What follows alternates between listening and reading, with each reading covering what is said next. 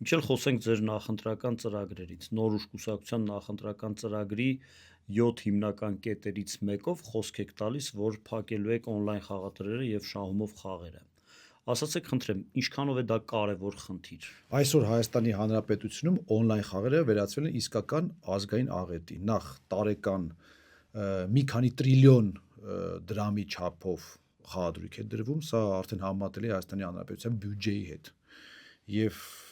այդ խաղադրույքների պատճառով մարդկանց կյանքեր են կործանվում, ճակատագրեր են խեղվում, ընդ որում տուժում է ոչ միայն խաղացողը, տուժում է նրա ընտանիքը, իր երեխաները, մարդիկ սկսում են պարտքերի տակ ընկնել, վարկերի տակ ընկնել, սկսում են վաճառել իրենց գույքը եւ այդ ամենը վերջանում է ողբերգությամբ։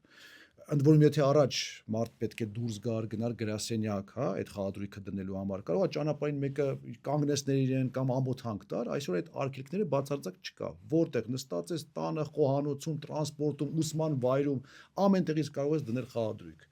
Եվ սա ել ավելի է վատացրել վիճակը եւ այսօր ել ավելի մեծ քանակությամբ մարդ մտնել են այս ճահճի մեջ։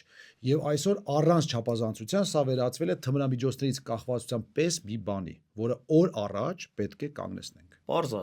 բայց դուք ժամանակին բուքմեկերական ընկերության գովազդում եք նկարվել, կարծեմ, դրան ինչ կասեք։ Շատ ճիշտ նկատեցիք, նախ ուզում եմ ասել, որ այն ժամանակ այս երևույթը այս մասշտաբների չէր, ավելի շատ հոբի էր նման, մարդիկ խաղադրույքներ էին անում այսպես, բայց հիմա որ հետ հայացքով նայում եմ, վստահաբար ճիշտ չեմ արել,